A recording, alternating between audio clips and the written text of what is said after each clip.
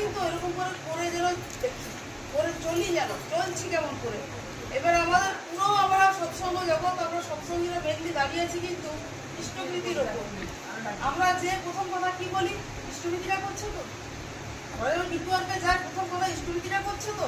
তাহলে আমাদের মেন কিন্তু প্রার্থনা, সমস্ত কিছু সব আলোচনা হয়েছে, যা যা করতে হয় ডিটেলস একদম ছোট ছোট আলোচনা।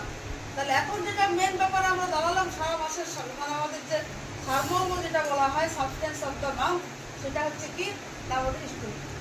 তাহলে ইষ্টভীতিটা আমরা কে কেমন ভাবে করছি, সঠিকভাবে করছি কিনা, আর ইষ্টভীতিটা আমরা ঠিক মতো করে পাঠাচ্ছি কিনা, এই যে ব্যাপারটা, এটা আমাকে নিজেকে ইন্ট্রোস্পেকশন, আমার নিজেকে আত্মবিশ্লেষণ করতে হবে, আমি ঠিক মতো করছি তো, এবং আমি ঠিক মতো পাঠাচ্ছি কিনা।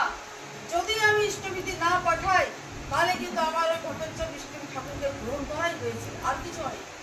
আমি ইষ্টভীতি আমি ঠাকুরকে গ্রহণ করেছি, আমি লোক দেখানো গ্রহণ করলাম, আর কিছু আমার হয়নি, একদম না।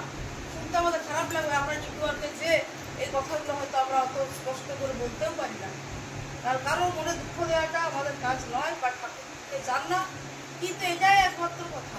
তাহলে আমাদেরকে ইষ্টভীতি রেগুলার করা, 30 দিনের দিনে ওই ইষ্টভীতি যেন আমরা ঠিক আমার কাছাকাছি যে উপযোজনা কেন্দ্র আছে তার মাধ্যমে যেন ওই ইষ্টভীতি আমি পাঠানোর ব্যবস্থা করি। আমার কি দরকার অনেক দূরে যাওয়া, আমি হয়তো বসবাস করছি আম্বাগানে, আমি ইষ্টভীতি পাঠাতে চলে গেলাম বাড়ির বাদ, আমার দরকার নেই, আমার অত দূর যাওয়ার দরকারটা কি। আমি আম্বাগানে আছি, আমি আম্বাগানেরই কাছাকাছি কাউকে দেবো। আমি ঠিক এইরকম থিওরি নিয়ে চলবো, যাতে করে আমার ইষ্টভীতিটা যেন প্রতি মাসে ঠিক মতো করে পৌঁছায়। ইষ্টভীতিটা ঠিক মতো যদি আমরা না করি, আর যদি করি, এটার মধ্যে প্রচুর পার্থক্য আছে করার না করার মধ্যে।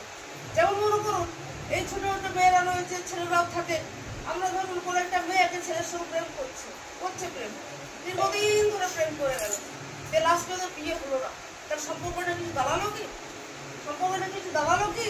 কিছু দাঁড়ায়নি, সম্পর্কটা নিট রেজাল্ট জিরো। সেরকম এত বড় কি গোল জিরো।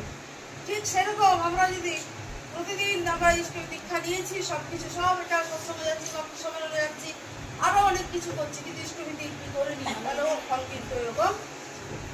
তাহলে আমাকে ওই জায়গাটা ঠিক থাকতে হবে, খুব নিজের প্রতি নিজেকে এবার কঠিন হতে হবে। আমাদের সামনে যে কঠিন দিন আসছে, সেই দিনগুলোকে মোকাবিলা করার জন্য আজকে আমি ভাবছি আমি খুব সুখে শান্তিতে আছি, আজকে এই নিরিখে দাঁড়িয়ে আমি ভাবছি, কাল যে আমার কি হবে আমরা কেউ জানি না। করোনা যখন আসেনি আমরা কেউ কল্পনাও করতে পারিনি এরকম একটা কিছু আসবে বলে, এলো এসে কিন্তু আমরা সৎসঙ্গীরা খুব একটা কিছু ক্ষতিগ্রস্ত হইনি। কেন হয়নি? ওই বীজ নামের জন্য আমরা হইনি। বীজ নামটা এমন নয় যে একটা নাম শুধু জপে দিলাম হয়ে গেল, তা নয়। আমরা যখন বীজ নাম জপ করবো, ঠাকুরের আজ্ঞা চক্র স্মরণ করে, তখন আমাদের ভেতরে একটা ভাইব্রেশন হয়।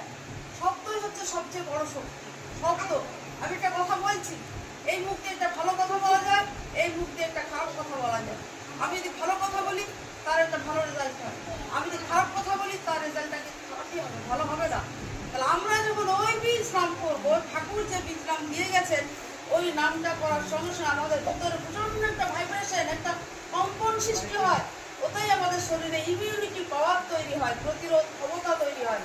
যে প্রতিরোধ ক্ষমতার জন্য আমরা অত বড় করোনার সঙ্গে লড়াই করতে পেরেছিলাম। যে যেমন ভাবে আমরা নাম ধান করতে পেরেছি, সেই সময় ঠাকুরকে দিয়ে চলতে পেরেছি, সে কিন্তু আমরা একদম সুস্থ ছিলাম। অনেকে বলবেন আমি ঠাকুরকে ধরিনি, আমি কিছু করিনি, আমিও তো সুস্থ আছি, সেটা আলাদা। এমন কিছু নয় যে গোটা পৃথিবীর লোকটা সৎসঙ্গী নয়।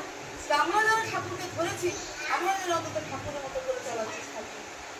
আচ্ছা, বারবার করে বলছেন আমি কেন দীক্ষা নিয়েছি, কেন ঠাকুরকে ধরেছি, তিনি বারবার এক কথা বলেন, তোমার মতো হবো বলে তোমারই করেছি।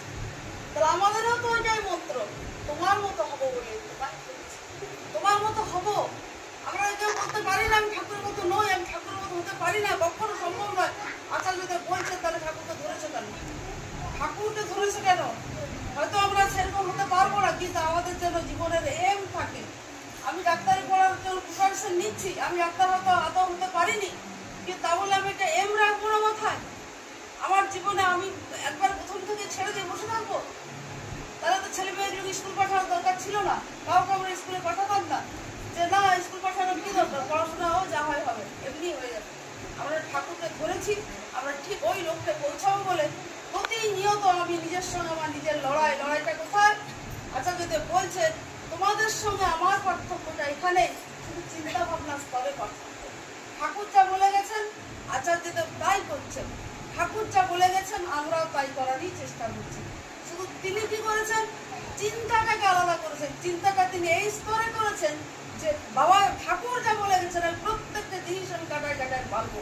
আর আমরা কি করছি, দীক্ষাটা নিয়েছি, আমার একটু অসুবিধা দেখা দিচ্ছিল, কোনো গুরু ভাই এসে বলেন তুমি নাও না, ছেলেটা শরীর খারাপ ওদের ভালো হয়ে যাবে, তোমার আজকে আর্থিক ব্যবসাটা পড়ে গেছে, দীক্ষাটা নাও না, ব্যবসাটা ঠিক হয়ে যাবে।